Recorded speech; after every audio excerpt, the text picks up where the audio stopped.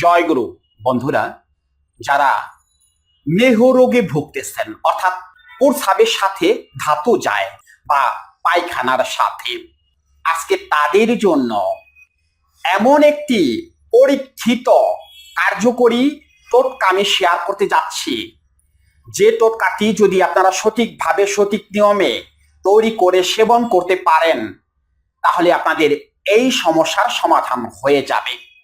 এই টোটকাটি বা এই রেমেডিটি 4 বছর আগে আমি আমাদের যে প্রথম চ্যানেলটা আছে গহীনের কথা, সেই চ্যানেলে শেয়ার করেছিলাম। ভিডিওটি লাখের উপরে ভিউ হয়েছে এবং অনেকেই উপকার পেয়েছে। কিন্তু এমনি এমনি হয়নি, অর্থাৎ ওই রেমেডিটি সেবন করেছে আর সমস্যা সমাধান হয়ে গেছে তা না। কিন্তু যারা ওই ভিডিওটি দেখেছেন তারা খুব ভালো করে জানেন, ওই ভিডিওটি ছিল 12 মিনিটের। সেখানে মানসিক সমস্যা সম্পর্কে অনেক কথা বলা হয়েছিল। যারা সেই সমস্যাগুলো সমাধান করতে পেরেছেন তারা এই সমস্যা সমাধান করেছেন, অর্থাৎ তাদের ধাতু ক্ষয় বন্ধ হয়ে গেছে। আজকেও প্রায় 4 বছর পরে আমি সেই টোটকাটি আপনাদের মধ্যে শেয়ার করে দিতেছি। কাজে কিন্তু লাগবে, কিন্তু কথা হলো কথা শুনতে হবে। এখন হুট করেই ভিডিওটা স্কিপ করে যেখানে টোটকার কথাটা বলেছি সেই টোটকা বা রেমেডিটি সেবন করে বসে থাকবেন আর সমস্যার সমাধান হয়ে যাবে তা না। কিন্তু কথা শুনতে হবে। অর্থাৎ ওই ভিডিওতেও যে মেসেজগুলো আমি আপনাদের দিয়েছিলাম, আজকে এই ভিডিওতেও একই মেসেজ আপনাদের আমি দেব, একই কথা বলার চেষ্টা করব। যদি এই কথাগুলো শুনেন, বুঝতে পারেন, আপনাদের ওই সমস্যাগুলো সমাধান করে ফেলতে পারেন, তাহলে কিন্তু এই টোটকাটা সত্যি সত্যি কাজে লাগবে, অর্থাৎ সমস্যার সমাধান কিন্তু হয়ে যাবে। প্রস্রাব বা পায়খানার সাথে ধাতু ক্ষয় বা বীর্য ক্ষয়, অর্থাৎ আপনারা যেটাকে বীর্য বলেন আর কি, ওটা আসলে বীর্য না। অনেক ভিডিওতে এই কথাটি আপনাদের বলে দিয়েছি, আপনাদের বারবার বোঝানোর চেষ্টা করেছি, ওটা কিন্তু বীর্য না। ওটা হলো ক্যালসিয়াম, অর্থাৎ খাবারের যে প্রোটিন বা ভিটামিনটা আছে সেটাই পায়খানা বা প্রস্রাবের সাথে বের হয়ে যায়।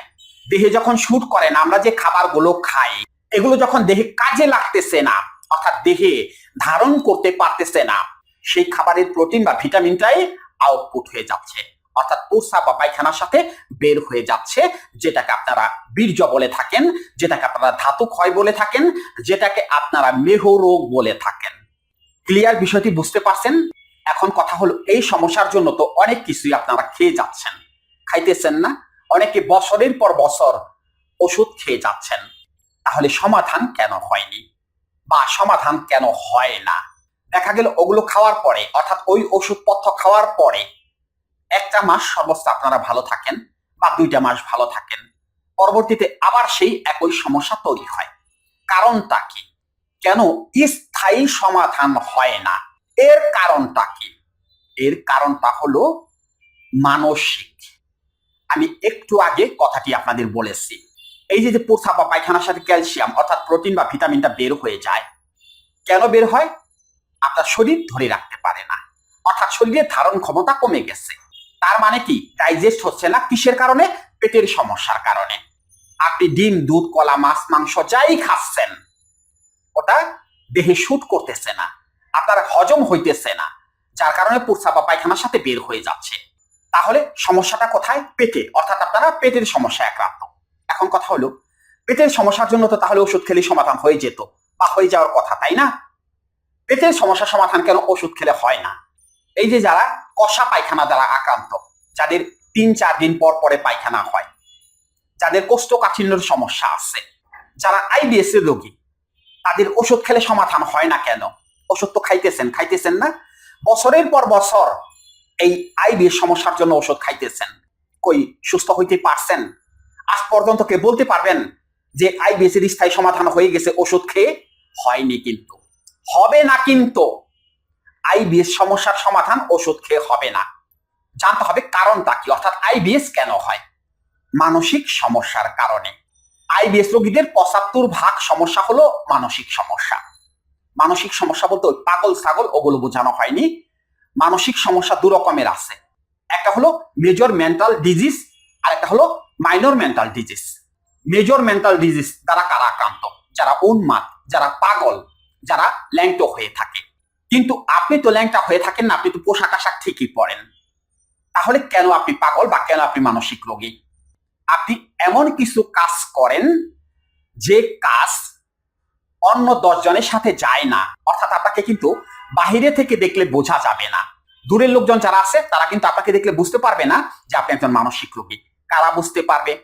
আপনার পরিবারের লোকজন, আত্মীয় স্বজন, বন্ধু বান্ধব, যাদের সাথে সব সময় আপনি চলাফেরা করেন, তারা বুঝতে পারবে যে আপনি কিছুটা আলাদা, অর্থাৎ আপনি অন্য 10 জনের চেয়ে কিছুটা আলাদা, এক্সেপশনাল, অসামাজিক। অন্য 10 জন যেটা করে আপনি সেটা করেন না। আপনি হলো একরোখা, একঘেয়েমি ভাব আপনার মধ্যে আছে। আপনি একই কাজ বারবার করেন। খাবার প্লেট কমপক্ষে 5 থেকে 7 বার ধন। খাবার খাইতে গিয়ে নাড়াচাড়া করেন যে খাবার মধ্যে কোনো ময়লা টয়লা আছে কিনা। এই কাজগুলো কি কোনো স্বাভাবিক মানুষ করে? অর্থাৎ অন্য 10 জন কি এগুলো করে? না, করে না, কিন্তু আপনি করেন। অর্থাৎ আপনার মধ্যে সারাক্ষণ সন্দেহ কাজ করে। শরীর নিয়ে সন্দেহ, কাজকর্ম নিয়ে সন্দেহ, মানুষজনকে নিয়ে সন্দেহ, কোথাও আপনি স্বস্তিতে নেই। আপনি ভালো করে খেয়াল করে দেখেন, আপনি একা একা থাকতে পছন্দ করেন, কারোর সাথে খুব বেশি মিশেন না, আপনি অন্য মানুষদের পছন্দ করেন না। পছন্দ করেন না বললে ভুল হবে, অন্য মানুষজন আপনাকে পছন্দ করে না, আপনাকে এটা মানতে হবে। অর্থাৎ আপনি সামথিং রং, আপনি পাগল, সেই জন্য অন্য মানুষ আপনাকে পছন্দ করে না, কারণ তারা জানে যে এটা পাগল, এর সাথে আমি কি কথা বলবো, সেই জন্য তারা আপনাকে এড়িয়ে চলার চেষ্টা করে, কিন্তু আপনি সেটা বুঝতে পারেন না। আপনি ভাবেন আপনি অন্য মানুষকে পছন্দ করেন না, আসলে তা না, অন্য মানুষ আপনাকে পছন্দ করে না। আপনি বাথরুমে বসে বসে চিন্তা করেন পায়খানার সাথে কি গেল, প্রস্রাবের সাথে কি গেল, পায়খানা ঘন হলো না পাতলা হলো, আপনি বাথরুমে বসে বসে এরকম চিন্তা করেন, অর্থাৎ আপনি গবেষণা করেন। একজন স্বাভাবিক মানুষকে এরকম বাথরুমে বসে বসে চিন্তা করে? আমি করি, অন্য 10 জন করে। তারা কি চিন্তা করে বাথরুমে বসে বসে? তারা চিন্তা করে একটু পরে কি কাজ আছে, কার সাথে কথা বলতে হবে, কোথাও আমাকে যেতে হবে কিনা। অর্থাৎ তাদের মাথায় পজিটিভ চিন্তা আসে, আর আপনার মাথায় আসে যত রকমের নোংরা নেগেটিভ চিন্তা। আপনি সারাক্ষণ এরকম নেগেটিভ চিন্তা করেন, সারাক্ষণ। আপনি কি জানেন যে আপনি একই কাজ বারবার করেন? এক তালা কয়বার চেক করেন আপনি কি জানেন? আপনি কি এক কাপড় কয়বার ধন সেটাকে আপনি জানেন? আপনি জানেন না, কারণ আপনি এটা বুঝতে পারেন না। কেননা পাগল যিনি, তিনি বুঝতে পারেন না যে কেন তিনি পাগল হয়েছে। যদি বুঝতেই পারতো তাহলে তো পাগল তার পাগলামি ছেড়ে দিত। পাগল তো বুঝতে পারে না। আপনারা হলো ভদ্র গোছের পাগল, অর্থাৎ ভদ্র গোছের মানসিক রোগী। একটা চিন্তা একবার যদি মাথার মধ্যে ঢুকে যায়, ওই চিন্তা আর আপনাদের মাথা থেকে বের হয় না। সকালবেলা কারোর সাথে ঝগড়া করেছেন, ওই সারাদিন ওটা নিয়েই চিন্তা, সে আমাকে কেন বললো, কিসের জন্য বললো, তাকে আমি এই করব সেই করব, ওই চিন্তার মন থেকে দূর করতে পারতেছেন না। বুঝতে পারছেন তো আপনারা কি ভয়াবহ মানসিক রোগী? এটাকে বলা হয় ওসিডি প্রবলেম, অর্থাৎ সন্দেহবাতিক রোগে আপনারা আক্রান্ত। আপনারা অ্যাংজাইটি দ্বারা আক্রান্ত, আপনারা সারাক্ষণ ডিপ্রেশনে থাকেন। এখন কথা হলো, এই যে লক্ষণগুলোর কথা বললাম বা এই যে মানসিক রোগের কথা বললাম, এগুলো তো হয় মনের মধ্যে। আপনারা তো বলবেন যে এগুলো মনের মধ্যে হয়। এই মনের সাথে বা মানসিক রোগের সাথে এই প্রস্রাব বা পায়খানার সাথে ধাতু ক্ষয়ের সম্পর্কটা কি, বা পেটের সম্পর্কটা কি? মন দিয়ে কথাগুলো বোঝার চেষ্টা করুন। যারা সন্দেহবাতিক রোগে আক্রান্ত, যাদের মাথায় সারাক্ষণ একের পর এক চিন্তা আসতে থাকে, যারা সারাক্ষণ ডিপ্রেশনের মধ্যে থাকেন, তাদের শরীর থেকে টক্সিন নামের এক ধরনের হরমোন নিঃসরিত হয়, টক্সিন হরমোন। সেই টক্সিন হরমোন যখন অতিরিক্ত পরিমাণে নিঃসরিত হয়, তখন প্রথম যে সমস্যাটা হয় সেটা হলো ঘুমের সমস্যা, অর্থাৎ ঘুম হয় না। এই ঘুম না হওয়ার কারণে কি হয়? প্রথমে শুরু হয় গ্যাস্ট্রিক বা অ্যাসিডিটি। এই গ্যাস্ট্রিক অ্যাসিডিটি কয়েকদিন চলার পরে কি হয়? পেট ফাঁপা, পেট ফোলা, বদ হজম, পায়খানা ক্লিয়ার না হওয়া, কয়েকদিন পর পর পায়খানা হওয়া, পায়খানা মাঝে মধ্যে ঘন হওয়া বা মাঝে মধ্যে পাতলা হওয়া, অর্থাৎ আইবিএস দ্বারা আপনারা আক্রান্ত হয়ে পড়েন।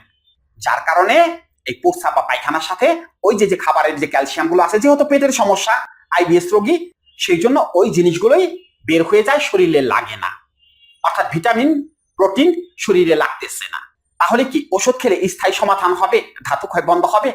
না, হবে না, কখনো হবে না। তাহলে কি করতে হবে? আগে মানসিক সমস্যার সমাধান করতে হবে। সেটা কি কোনো ওষুধ দিয়ে?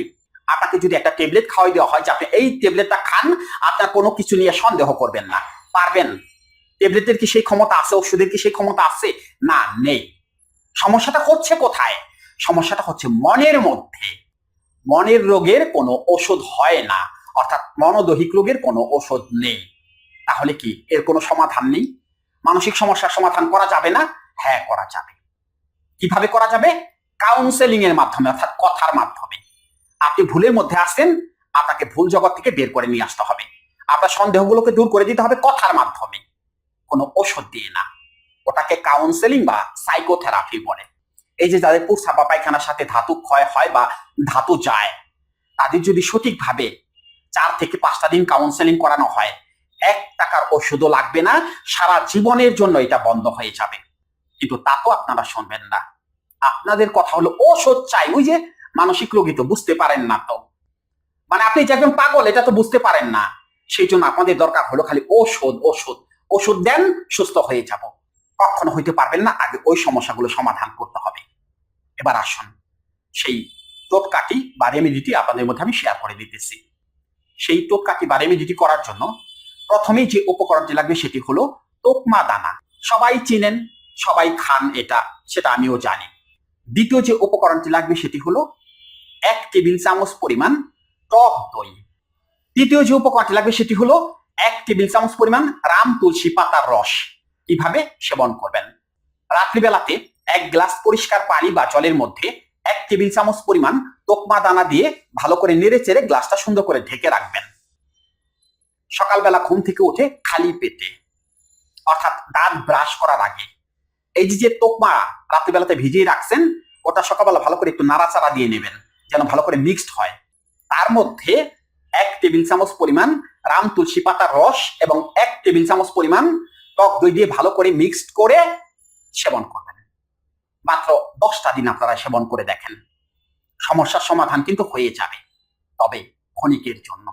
স্থায়ী সমাধান করতে চাইলে মানসিক সমস্যার সমাধান করতে হবে, অর্থাৎ পেটের সমস্যার সমাধান করতে হবে, যদি আপনি স্থায়ীভাবে এই সমস্যার সমাধান করতে চান।